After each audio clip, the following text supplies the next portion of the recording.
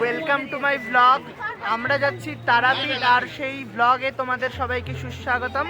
তো আমার সঙ্গে যাচ্ছে অনেকেই, আসলে আমার ভাগ্নির অন্নপ্রাশন উপলক্ষে কিন্তু আমরা যাচ্ছি। তো আমার দিদি, আমার জামাইবাবু, আরও দিদি, ভাগ্নারা, ভাগ্নিরা, তারপরে বোন, জেম্মা, অনেকে অনেকে অনেকে যাচ্ছে। তো এই দেখো আমার ভাগ্নি আর দিদি। এখন আমার ভাগ্নি ঘুমোচ্ছে, যাকে ঘিরেই এতটা আনন্দ উচ্ছ্বাসের জন্য আমরা যাচ্ছি তারাপীঠে। তো এখানে আমার একটা দিদি আছে, তো এই ভাগ্নাও ঘুমাচ্ছে, সব ঘুম পার্টি আর কি। তো অনেকেই আছে, তো তোমাদের সঙ্গে একটু পরে দেখা করছি। এখন আমরা ব্যাগ নিয়ে স্টেশনে সামনে আছি, একদম স্টেশনের সামনে চলে যাবো আরো।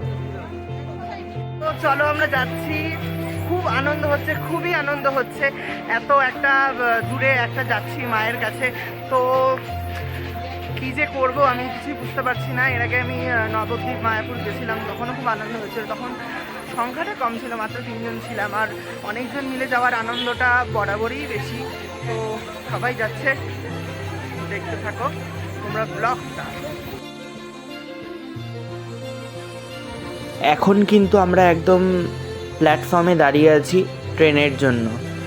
দেখা যাক কখন ট্রেন আসে।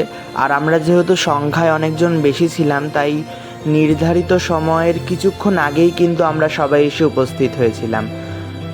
আর আমার ভাগ্নি তো এখনও ঘুমোচ্ছে, আর আমরা সবাই মিলে অল্প অল্প করে একটুখানি কেক খাচ্ছিলাম, যেটা নিয়ে এসেছিলো আমার পিসি। দেখো এখনও ঘুমোচ্ছে, জানি না ওর ঘুম কখন ভাঙবে। এই দেখো ওর ঘুম কিন্তু ভেঙে গেছে, আর ও এখন আছে ওর একমাত্র মামার কোলে। এরপরে আমরা ট্রেনে উঠে পড়েছি, আর ট্রেনে ওঠার সময় তো একটুখানি তাড়াতাড়ি লাগে, তোর জন্য সেই সময়টা আমি আর ব্লগ বানাতে পারিনি। এরপরে দেখো আমরা সবাই কিন্তু সিট নাম্বার দেখে দেখে সবাই বসে পড়েছি, আর আমাদের মোটামুটি সবার কাছাকাছি ছিল, আর 1-2 জন একটু দূরে দূরে ছিল। তো দেখো দুটো পরপর আমাদের ছিল, আর 2জনের সিট পড়েছিল একটু দূরে। তো তাদের 2জনের জন্য একটু কষ্ট হচ্ছিল, কিন্তু মাঝে মাঝে আমরাও যাচ্ছিলাম, তারাও আসছিল, তো সেইভাবে কোনো অসুবিধা হয়নি।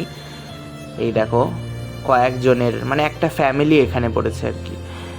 এখানে আমার ছোটদাদা বসে আছে ওদের সঙ্গে। ঠিকই আছে, এতজন মিলে যাচ্ছি, খুবই আনন্দ হচ্ছে।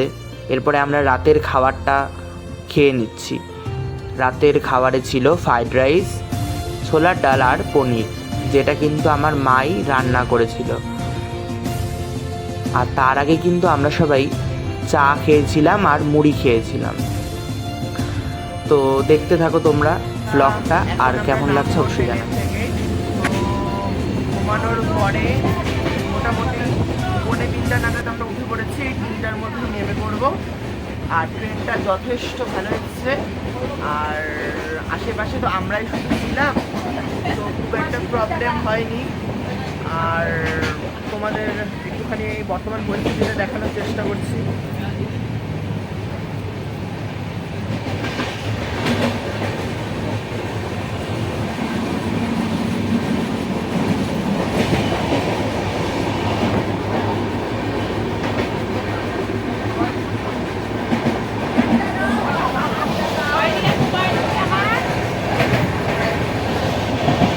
দেখলে সবাইকে, আবার এই পাশেও আমাদের আছে, মানে দুটো পরপর আমাদের, আর ওই দিকে কিছুটা আমাদের ছিল।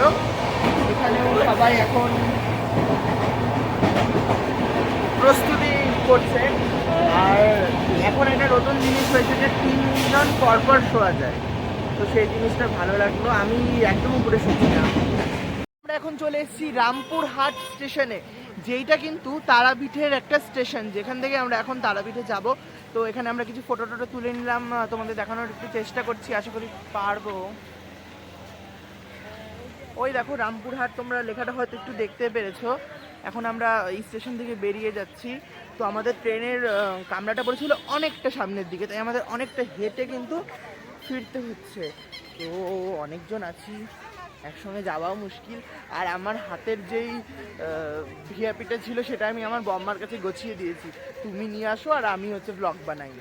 কারণ এটা তো একটা স্মৃতি থাকবে, তাই কিন্তু এটা খুব গুরুত্বপূর্ণ একটা বিষয়। তো এখন আমরা গাড়িতে উঠবো, তার জন্য কথা বলা হচ্ছে, তো দেখতে থাকো তোমরা। এরপরে কিন্তু আমাদের ঠিক করা হোটেলেই আমরা চলে এসেছি, কিন্তু সত্যি বলতে হোটেলের নামটা আমি দেখতেও ভুলে গেছি, আর আমার এই মুহূর্তে আর মনেও নেই যে কী ছিল না ছিল। তো আমরা অনেকটা রাতেই গিয়েছি, রাত 3টের সময় আমরা পৌঁছেছি, আর আমরা ট্রেনে উঠেছিলাম ওই 8:45 নাগাদ। খুব একটা যে অসুবিধা হয়েছে সেটা বলবো না, ভালো মতোই আমরা এসেছি, খুব আনন্দই হয়েছে। আর এসেই তো আমরা আর বেশি সময় পাইনি, সবাই একে একে স্নান করতে ঢুকে পড়ছিলাম, কারণ খুব ভিড় হয় মন্দিরে। আর এসে কিন্তু আমরা সময় নষ্ট করিনি, একবারে সবাই এক এক স্নান করে নিয়েছি। তো আমরা টোটাল 5টা রুম নিয়েছি, কিন্তু তার মধ্যে এখন আমাদের 3টে দিয়েছে আর 2টো সকালে দেবে। তো আরও যারা যারা আছে তারা তারও রেডি হয়েছে। আর ভাগ্নির যেহেতু অন্নপ্রাশন উপলক্ষে এসেছি, তো 5 জন পরে যাবে, মানে অন্নপ্রাশনের সময় যাবে। তো এখন আমরা রেডি হয়েই গেছি, এখন বেশিরভাগ লোকরাই যাচ্ছি। তার মধ্যে আমি এখন একজনকে দেখাবো, তার নাম হচ্ছে ভোলে দাদা। তো আরও অনেকে আছে, রেডি হচ্ছে, সবার এখনো মেকআপই শেষ হচ্ছে না।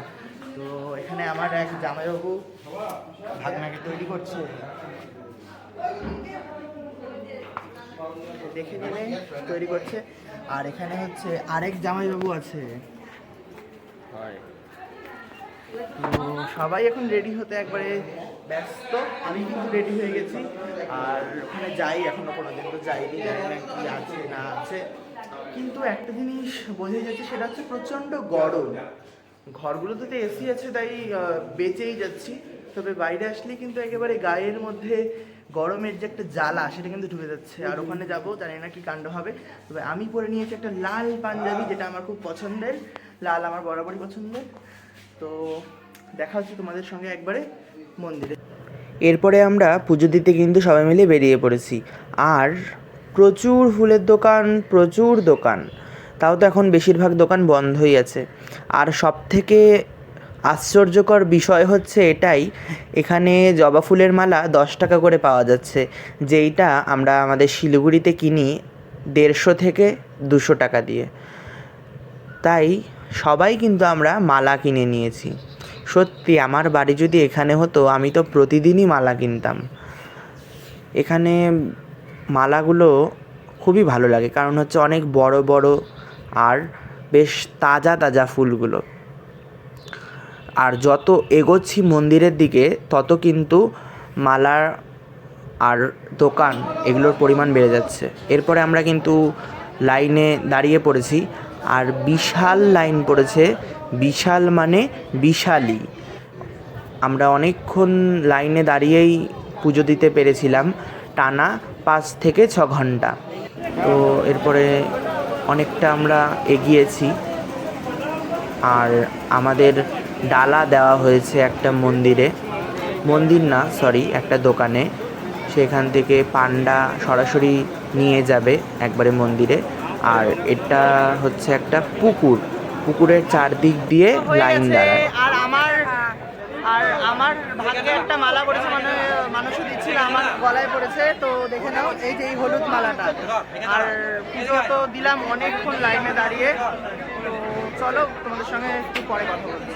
এরপরে আমরা সবাই চলে এসেছিলাম কচুরি খেতে। আর মালার ব্যাপারটা যেটা হচ্ছে, সেটা হচ্ছে তারা মায়ের গলার থেকে একটা মালা আমার গলায় খুলে পড়েছে। ওখানে আসলে এত ভিড় হয়, তো বিষয়টা বুঝতেই পারিনি। তারপরে ভেবে দেখলাম যে মায়ের গলার থেকেই মালাটা খুলে পড়েছে, কারণ ওখানে মাথাটা নিয়ে একবারে মায়ের ওখানে ঠুকে দেয়, তো তখন হচ্ছে মায়ের গলার থেকে খুলে পড়েছে। তো পান্ডারা তো বললো এটা খুব ভালো বিষয়, ওই গোটা মালাটা তো আমি আর নিয়ে আসতে পারবো না, ওখান থেকে একটা পদ্ম ফুল আমি নিয়ে এসেছি।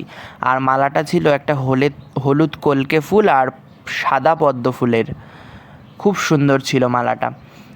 আর এরপরেই কিন্তু আমরা কচুরি টচুরি খেয়ে চলে এসেছি। তারপর ভাগ্নিকে স্নান করানো হচ্ছিল, মানে গায়ে হলুদ হচ্ছিল, বিয়ের জন্য নয় কিন্তু অন্নপ্রাশনের জন্য। এরপরে আমার মা সহ আরও কয়েকজন চলে গিয়েছিল অন্নপ্রাশনে, একবারে তারা মায়ের মন্দিরে আরও একবার, কিন্তু আমি যাইনি। মা ভিডিও করে নিয়ে এসেছিলো একটু, আমি তাই দেখলাম। আর এরপরে দেখো ভাগ্নিকে একটা জামা পরানো হচ্ছে। তো এই জামাটা খুবই গরম জামা, এই গরমের মধ্যে পরানো হচ্ছে। আর এরপরে দেখো আমার ভাগ্নির দাদা মানে আমার ভাগনা খাইয়ে দিচ্ছে ওকে, যেহেতু ওর ঠাকুরদা বা জেঠু কেউই আসেনি, তাই খুব সুন্দর করে কিন্তু খাচ্ছে আমার ভাগ্নি। এরপরে দেখো আমার বাবা যেহেতু দাদু, তাই আমার বাবা একবার খাওয়ালো। আর আমাদের নিয়ম অনুযায়ী 2.5 দিন পরে মামা খাওয়ায়, যেটাকে বলে মামা ভাত। এরপরে আমরা সবাই প্রসাদ খেয়ে নিচ্ছিলাম, মানে ওই বড় ভোগের থালাটার মধ্যে কিন্তু অনেকটাই থাকে, আমাদের সবার হয়ে গিয়েছিল। আর এটা ছিল আমার ভাগ্নির অন্নপ্রাশনের ফার্স্ট পার্ট। এরপরে আসবে সেকেন্ড পার্ট, তার জন্য তোমরা অবশ্যই অবশ্যই অবশ্যই অপেক্ষা করো এবং কমেন্টে জানাও এই ভ্লগটি তোমাদের কেমন লাগলো। তারাপীঠে আমি প্রথমবার গেলাম, আমার তো কিছু কিছু জিনিস ভালো লাগলো, কিছু কিছু জিনিস খারাপ লাগলো, যেগুলো আমি বলবো পরের পার্টে।